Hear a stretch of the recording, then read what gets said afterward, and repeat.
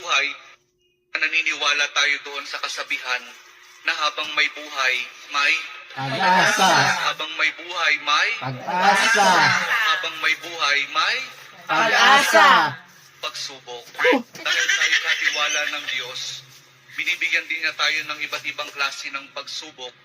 Kaya po doon sa pagsubok na yon, saka pa lang natin mauunawaan na talagang ang ating buhay ay mayroong, habang may buhay mayroong, Pagsubok.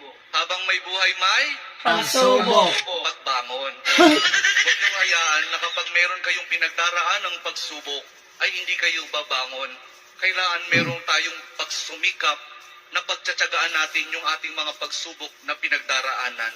At kapag mayroong pagsubok at mayroong pagbangon, saka pa lang natin mauunawaan na talagang ang ating buhay, na habang may buhay, may Pagbangon. habang may buhay, may Pagbangon. pag-ibig. Pag-ibig na nagmumula kay Jesus lamang sa ating mga Panginoon Jesus Nazareno. Dahil doon, kapag naunawaan natin itong mga bagay na ito, na habang may buhay, may pagsubok, may pagbangon at may pag-ibig na nagmumula lamang kay Jesus, saka pa lang natin mauunawaan at matatanggap na talagang habang may buhay, may pagsubok. Pagsubok. Pagsubok. Pagsubok. Pagsubok.